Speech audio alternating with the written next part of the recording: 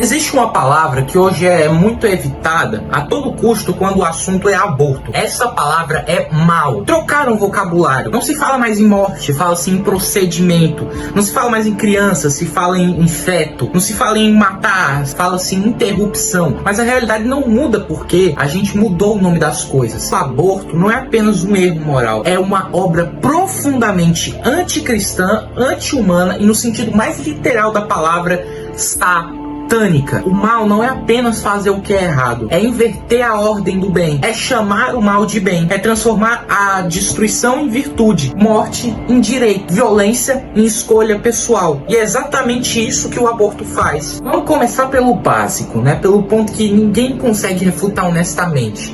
A ciência moderna é clara. A vida humana começa na concepção. Isso é embriologia. Existe um novo organismo com DNA próprio, distinto do corpo da mãe, em desenvolvimento contínuo. Não é potencial de vida, é vida humana em estágio inicial. Então a pergunta não é: isso é um ser humano? Errado. A pergunta certa é: esse ser humano merece proteção ou não?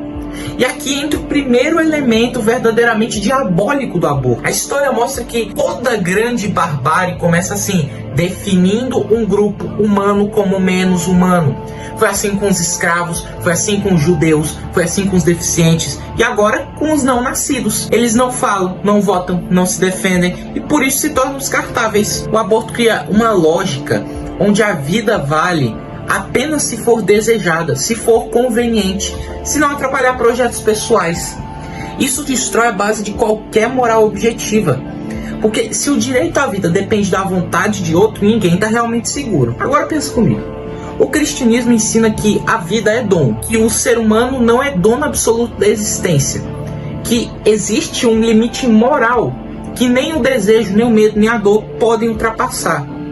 O aborto diz o oposto. Minha vontade, minha decisão, minha conveniência acima de tudo. Isso não é liberdade. Isso é soberania absoluta do eu. E essa sempre foi a raiz do pecado. O homem querendo ocupar o lugar de Deus. Eu decido quem vive, eu decido quem morre, eu decido o valor da vida. É exatamente essa inversão que torna o aborto algo tão grave. E não para por aí não. Repara como o aborto exige algo ainda mais perverso. Ele exige que a consciência seja anestesiada.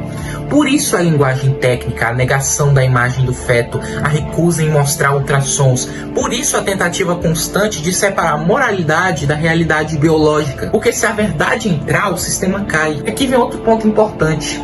O aborto não liberta a mulher, ele a abandona.